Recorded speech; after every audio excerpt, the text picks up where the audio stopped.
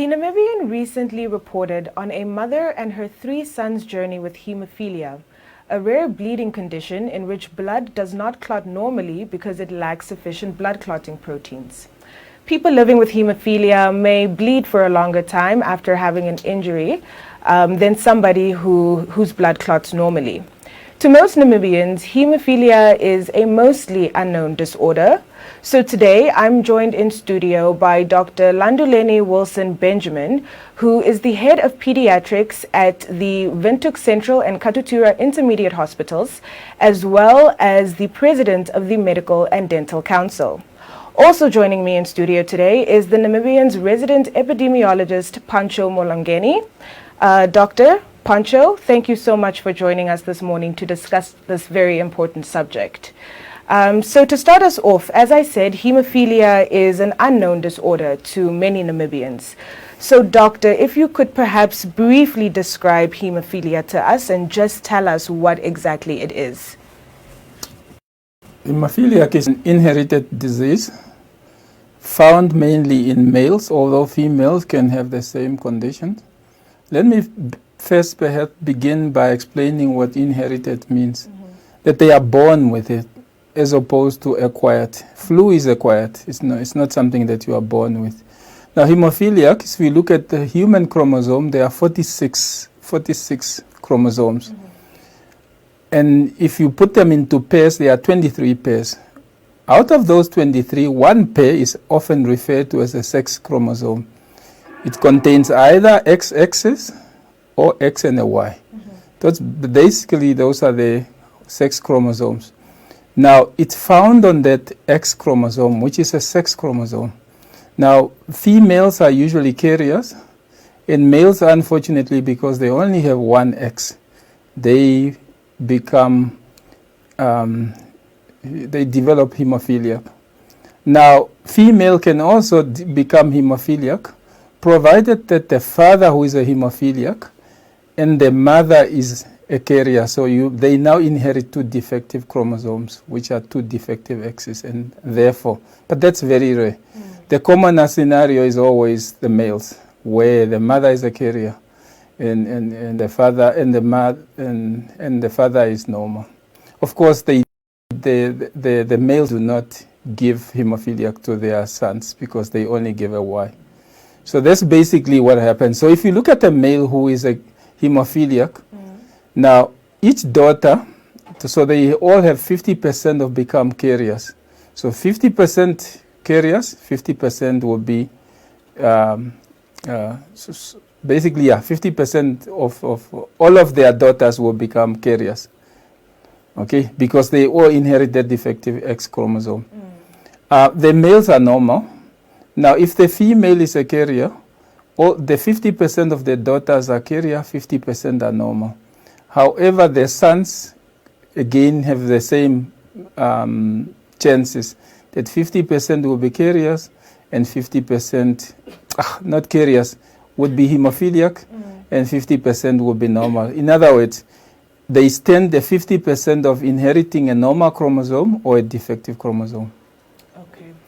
Then I think before we even go into specifically describing how this lack of blood clotting proteins actually works, we spoke about this inheritance factor. So perhaps, Pancho, if you can speak to us about the history of hemophilia, just to give the audience a little bit of a better understanding of how this even came about or comes about to be within the chromosome. Thank you so much, Alana. So I'm actually here. Next to me, as you can see, in the far corner is the statue to Queen Victoria, who was also Empress in the 19th century of the British Empire. So as many of our listeners will know, Queen Victoria is the ancestor to the present British monarch, Queen Elizabeth. And Queen Victoria is also credited to have given a lot of the modern day customs that are spread throughout the English-speaking world. Why is Queen Victoria so important? Well, Queen Victoria herself was a carrier. It is thought that Queen Victoria's father actually is the source of the hemophilia defective X chromosome. And Queen Victoria herself had one normal X chromosome and one defective one, so she was a carrier. Her children actually went on to marry into royal families across Europe. Pardon me, Alana, I just want to check that you can hear me. Can you hear me? Yes, I can still hear you, Pancho. Yes. So her children went to marry into almost all of the royal families across Europe.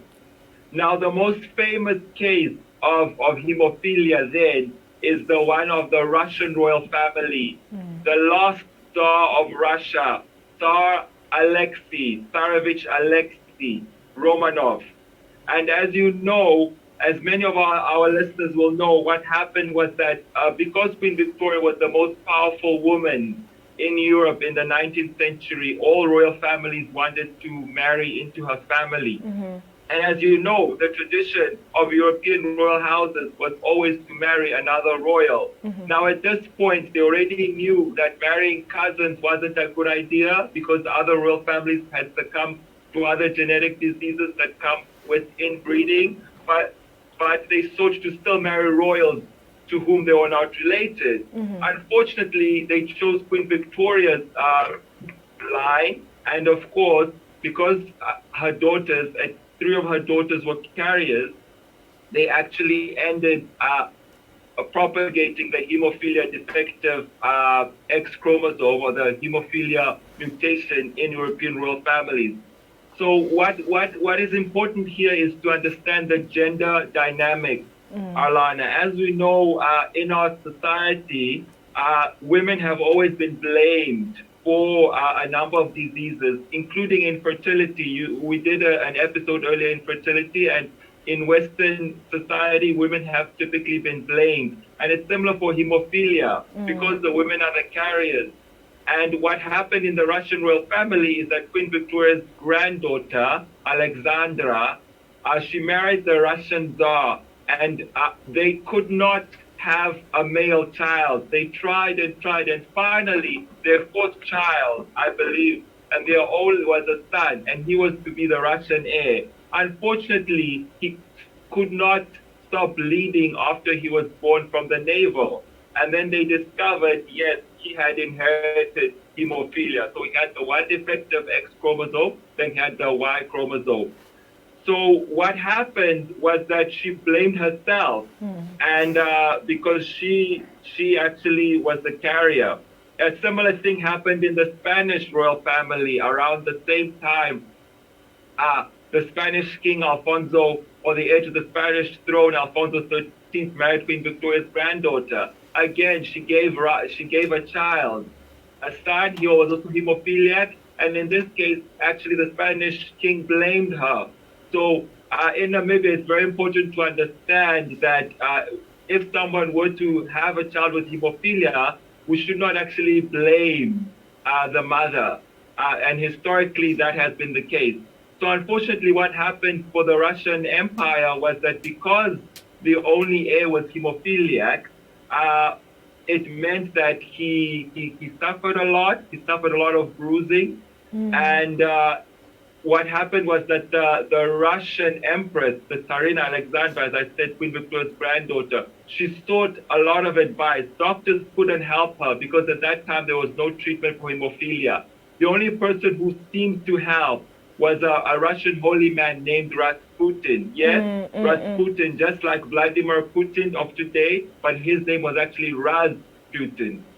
So what he did is that he managed to hypnotize the child, the heir to the Russian throne, and he calmed him. So whenever he'd have his bleeding sessions, because remember, hemophilia means you bleed and bleed, and it takes a long time for you to stop bleeding, he calmed the child down.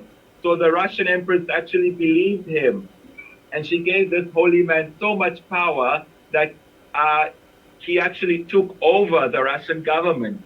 And that led to a rise in unpopularity of the Russian royal family, and was one of the factors that contributed to the Russian Revolution. Perhaps not the biggest factor, historians say, but it was one of the factors. So it actually, hemophilia played an important role in the 20th century and also helped bring down the Russian Empire. Pancho, thank you very much for that history, because it really speaks to this title that hemophilia has gotten of being a royal illness or a royal disorder. So just to now give our audience a better understanding of what exactly is happening in the body for someone to bleed continuously after having an injury, I'm going to go over to Doctor to just speak to us more about these coagulation factors that are insufficient in the blood, causing someone to bleed for longer than the average person would. Thank you. The body does two things very well, and those two things have to have some form of a balance. Among the two things is something called coagulation, which is formation of clot. But then you can't have excessive amount of clot, so you have to remove some of it, which is also fibrinolysis, the removal of those clots. I will just confine my comments to the coagulation, because that's what this is all about. Yeah. Now, coagulation is divided in two groups. The one is often referred to as an extrinsic, and the other one is intrinsic. Now, the difference is very little, except that intrinsic is a response to damage to tissue or blood vessel. The other one is when blood comes into contact with collagen. Now, extrinsic on the other side is basically the issue of how the body responds to tissue factors. Now, the two systems, extrinsic is fairly short compared to intrinsic. So intrinsic is a much longer pathway. But they all come into one common pathway, which is the activation of factor 10 to an active form of factor 10. That's when the clot starts to form, where you talk about prothrombin going into thrombin. Now, tissue, the factor, both factor 8 and 9, which are responsible for hemophilia A and B, are on the intrinsic pathway. So they are part of that intrinsic pathway. Now, factor 8 is often referred to as anti-hemophiliac factor. So it's a protein, and it's also a cofactor to activated factor 9. So if you look at factor 9, so if factor 9 is activated, you need that cofactor, you need factor 8 to activate it. So that's basically what happened. So now the two factor, together with calcium and phospholipids, they are the ones that are responsible for activating factor 10 from inactive form to an active form. Now, that's where the common pathway begins. So whether you are with extrinsic or intrinsic, you eventually have to feed into that system where factor 10 must be activated to remove prothrombin to thrombin. Okay, doctor. I think what I'm going to try to ask you to do is to just simplify this a little bit for us, right? Okay. Okay. Now let. No, I understand. Okay, the factors, factor 8 and factor 9, being part of the process of the clotting, right? But now, as an individual, I can't see the inside of my body. I can only see the outside. So, what symptoms should I be looking out to be able to identify that I might be lacking these proteins within my blood? What would the symptoms, the signs and symptoms, really look like from the outside? The signs and symptoms will be determined by the severity of the factor deficiency. So they are often defined as mild, moderate, and severe. So severe literally means less than 1%. So let me perhaps first say that the normal factor is between 50 to 150%. Okay. So severe form is less than 1%. And the milder form or moderate form is 1 to 5, and 5 to 30% is basically the milder form. So each one of those would present differently.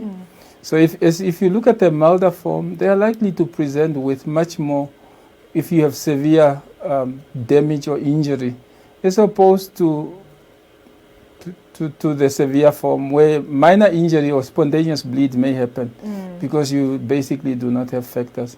Once again, this individual will bleed a lot longer, not excessively, but longer than normal individuals. So that's basically what happens. So the commoner things that we tend to see are bruises. Okay. And now children, specifically small ones, we see bruises only when they start to crawl or they start to move.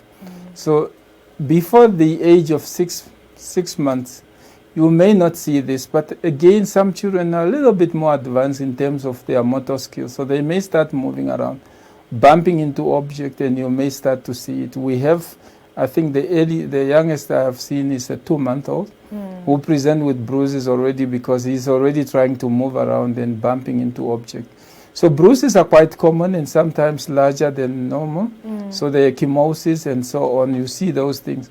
But they may also start to bleed into joints and muscles, some of which you will see them as they attend their immunizations, so that the individual has bled into the thigh or in the deltoid, wherever the arm, where following immunization. So they may bleed a little bit earlier. The other area where we see them is following minor surgeries. Okay. These include tonsillectomy. So removal of tonsils may result in prolonged bleeding, which we normally do not see. Circumcisions, dental extractions. So those are the minor surgery, and yet the individual bleeds a whole lot more excessively than much longer than we anticipated. So those are some of the things that you see. Then you have things such as gastrointestinal bleed. So they bleed into their stomach, where you may just see blood passing blood, and then obviously they may bleed into their brains and etc. So they literally can bleed from any side, but those are the commoner sites. And obviously intracerebral bleed much more fatal than the others, because by the time you observe that they are bleeding, they may have bled significantly into that brain, and then now you may not be able to reverse that. The others, we are able to transfuse them. We are also able to give factors. So intracellular bleed, by and large, very, very, very fatal, and unfortunately, should they happen. Yeah, so it can happen inside the body, outside the body, and can be potentially fatal. Which I think is a very stark thing to realize, because as I said earlier, it's a very little known disorder in the country, so people often don't even know what signs and symptoms to look out for. If we can maybe speak to the prevalence in the Namibian population of hemophilia. I understand that, over the years, as people are becoming more aware, they're more able to identify it. But doctor, if you could please speak to how the prevalence has changed over the years or during your course working in this area. In terms of prevalence, I think our statistics would most likely be similar to the world statistic, which is 1 in 10,000. Okay. We don't have our complete statistics, but our numbers have gone up substantially. 2018, when we were in Johannesburg, I presented our world statistics at that symposium. And back then we have about 34, 35 individual registered. In 2018? In 2018. Okay. Now that number has jumped up to nearly 100. We are about now 97, 98, around that. So again, the majority are still factor 8 deficiency, and the minority factor 9. So if you look at them, the current group that I have looked at, we have about 50 something, and about nearly 9 or 10, but there are numbers that are not put to any of those two groups. But our statistics still favor us. They follow the world trend, which is the majority are factor 8, and then the minority will be factor 9. So that's basically our numbers. And if as we continue to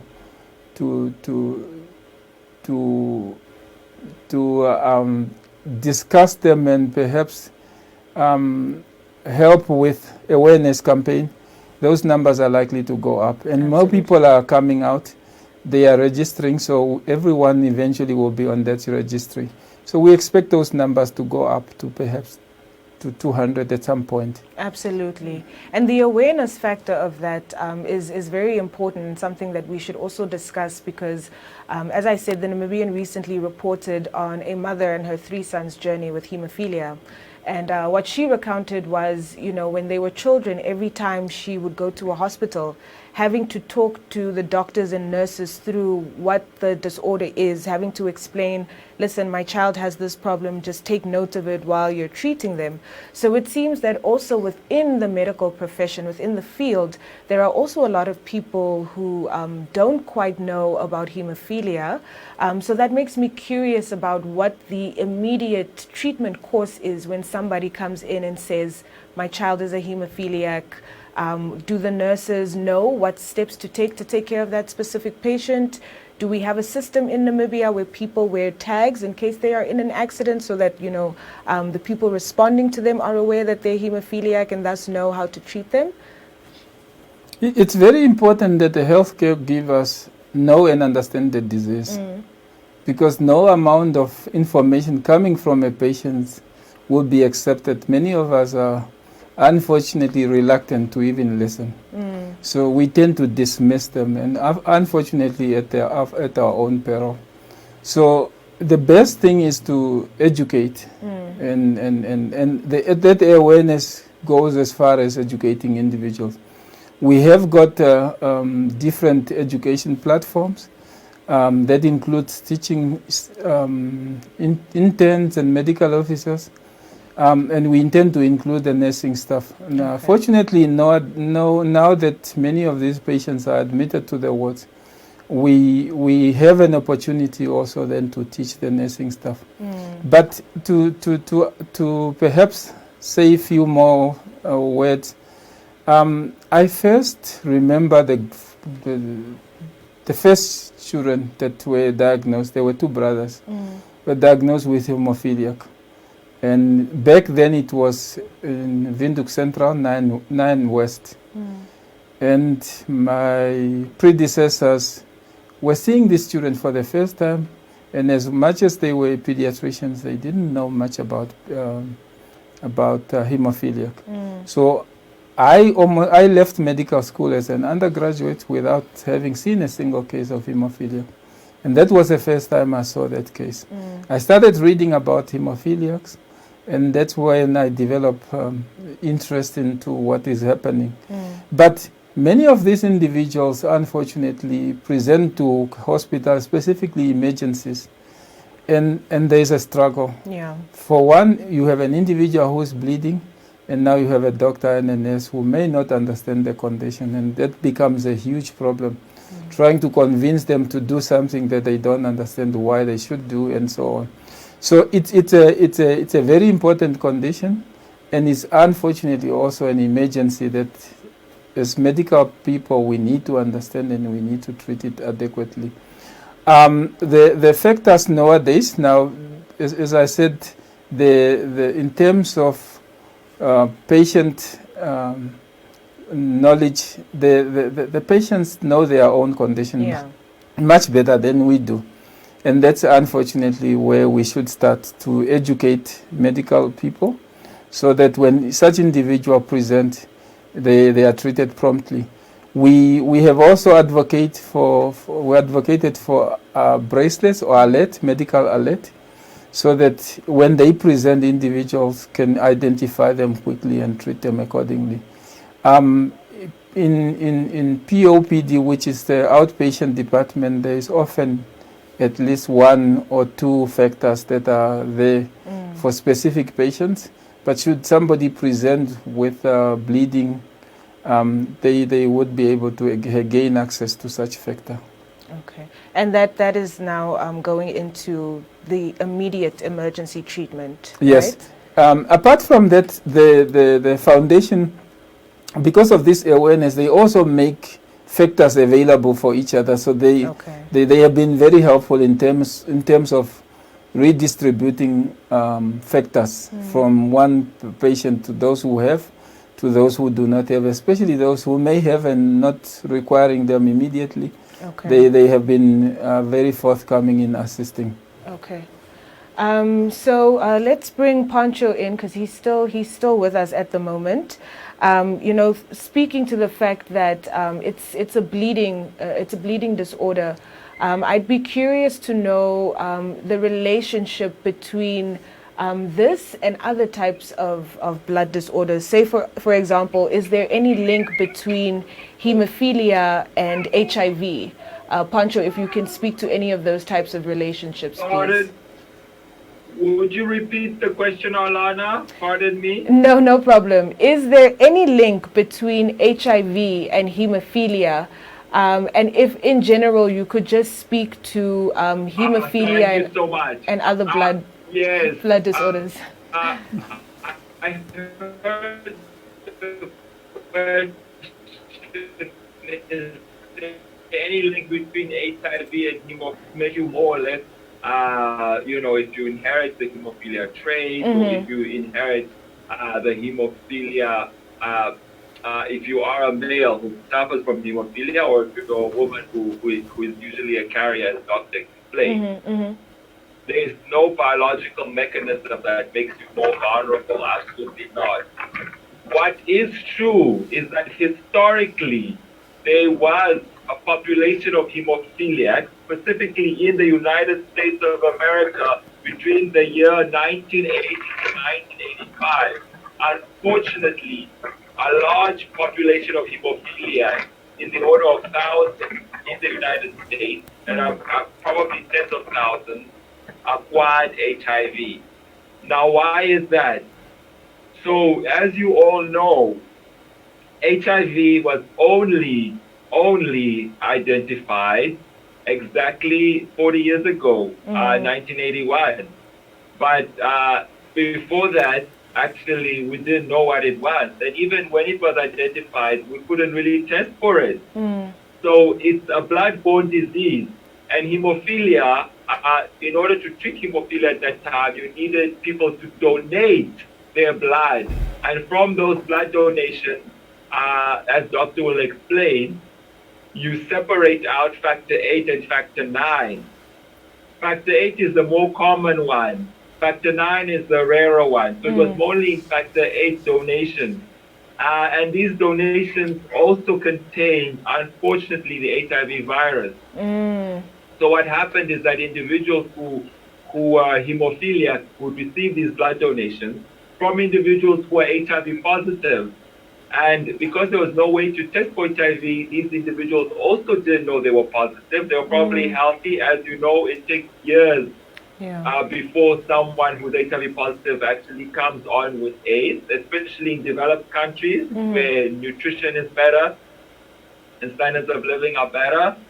So these individuals became infected, and in the US, it became associated with HIV. And they actually came up with the term the 4 H's to signify the 4 vulnerable groups in the early 80s. And these were the homosexuals, of course, because HIV first spread in the US predominantly among gay, bisexual, and other men who have sex with men. Then you had the hemophiliacs, the second group. And then you had what are known as heroin users. Heroin users, as you know, HIV is also spread intravenously. And then the last group, which also speaks to a bit about hemophilia, the Haitian population. So why Haitian? Why Haiti? Well, Haiti was actually a source of blood products for the US. And a lot of people in Haiti actually acquired HIV.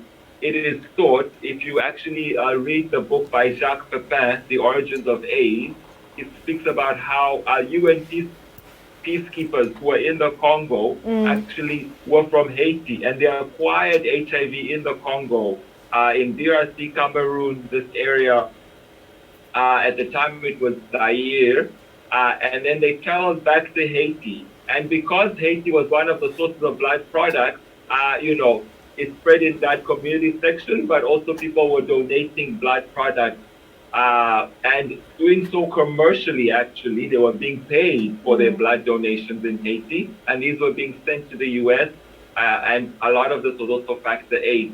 So as a result of this, the blood transfusion service in the United States and actually across the world became very strict in screening once they finally had the test for HIV. And they essentially became one of the strictest, screening services in the world. I mean, now today, there's no risk when you donate blood really of acquiring HIV because of what happened, unfortunately, historically. Okay, thank you so much for that insight, Pancho. That makes me curious then, Doctor, maybe you can speak to this. In terms of blood donations, is there a separate pool of blood that exists for people living with hemophilia, or is it okay for them to get the same donated blood from any individual as long as, of course, it fits the blood type? How does that work? If you look at the blood donation, a single donation is likely to benefit at least 3 individuals who have different conditions. So if you just look at one single donation, if I donate blood, there is one individual who may just need red cells because this blood would have to be separated. So when it's separated, they take off the red cells. They also take off what is referred to as platelets. These are the cells that prevents us from bleeding out.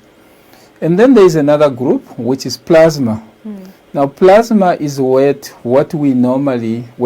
factors are. Okay. So if you look at platelets, this individual with hemophilia do not need platelets. Often they do not need red cells unless they have bled excessively, and therefore you need to replace their losses. But in general, they would require factors, and that factors are found in plasma. Okay. So if the factors that we normally give to them, it basically is in a little bottle. They are made through a different technology, often now referred to as a recombinant DNA technology. So they are very safe. And what Pancho just spoke to us about, it's true what happened in the past, but we now have moved away from that unsafe environment. Of course, bloods are always screened for various bacteria, for various viruses, mainly viruses. But it's much safer now than it were many years back. But the factors are very safe because they are not done through the same donation that we were doing. But however, when they present to us in an emergency situation where you may not have factors, you can still rely on plasma as one of the things that you can give them. That will buy you time, and by the time you make a diagnosis or by the time you stop the bleeding, you may be able to get your hands onto a plasma, onto a factor, and they are often referred to a factor concentrated. However, many parts of some of the countries on our continent still don't have access to safe factors, and that's some of the things that were highlighted at the Johannesburg symposium, that we're still struggling. We are fortunate because I haven't seen in this country a single individual who is limping, but in other countries we have people who are limping because of deformed joints from lack of factors. So we're doing very well in that regard, but you see, our biggest concern is always lack of medication, and you don't want this to be unavailable or when you have a patient presenting to you. We want to make sure that they are always available for our patients should they present. Yeah, that leads very well into just talking about the various treatments that exist. So you mentioned giving people the factors that they need, and then medication. So what exactly is the medication? What is the both long-term and short-term treatment plan for someone with hemophilia? First of all, hemophilia is not curable, but we can treat it, and we can keep patients healthy provided that they have access to factors. Now, should they bleed at home, there are home remedies. So there are things that they can do at home. And among them is ice packs. So you pack and you make sure that the individual, the joints or wherever they are bleeding from, specifically joints, we pack around those joints. And then obviously we look to get them to hospital for that they can get help. Now in hospital there are a few things that we can do. Factors obviously is what we need, but if we do not have immediate access to factors, there are things that I mentioned earlier, plasma, fresh frozen plasma or dry frozen plasma, cryotherapy. So there are few things, desmopressin. So there are few medications that can be used to at least buy you time until you get your factors. It does not hurt if you have factors to give it while you wait for your diagnosis, because sometimes you do not have a diagnosis, but you do have a history suggestive that this could be hemophilia. So individual can be started immediately on factors while you wait for the diagnosis. But obviously, once the diagnosis is made, we treat them. Now there are two pillars or two ways of treating them. One is when individual present immediately with a bleeding, and two, to prevent further bleed, which is often referred to as prophylaxis. So in other words, if you affect us, if you are a severe form or the moderate form, you may need to have 2 weekly or 1 weekly factors to prevent further bleed. So that basically you are building up your factor that you do not have, that your body is not making. If you have a bleed into the brain, we want to correct this individual to 100%. Remember, the normal factor is 50 to 150. So we want to move these people closer to 100 because we do not wish to see them bleed again. And that's the reason why you need to take it a whole lot more serious than any other form of bleed. Any other form of bleed should be taken serious, but this one is life-threatening, and you must try and as much as you can to correct it closer to 100. The other should be corrected again, because any bleed potentially can cause either a deformity or difficulty in life, which we do not wish to see, which is often referred to as morbidity, and then obviously mortality, which is death from a bleed. So either way, you need to try and deal with this situation. So immediately we want to deal with the problem, but then we also want to follow it up with prophylaxis to prevent further bleed. Of course. So this hereditary, quite rare bleeding disorder is not curable, is what we've come to learn, and it has a very, very deep history. Doctor spoke to us today about how awareness to what hemophilia actually is has created a platform for people to be able to recognize it in themselves, and thus over the years we're seeing that our hemophilic population is growing. But there are treatment plans, as Doctor has said, and with more awareness comes more access to services of that nature. Of course, this is a discussion that we can keep having, and it can keep going, but I think that today we did a good job of at least laying the foundation of just the basic understanding of what hemophilia is. So before we close off for the evening, I would just like to thank you, Dr. Benjamin. Thank you so much, Pancho, for tuning in today and giving our audience an insight into this rare and very little known disorder. I'm Arlana Shikongo. Thank you all so much for joining us today, and we will see you on another episode of Heartbeat.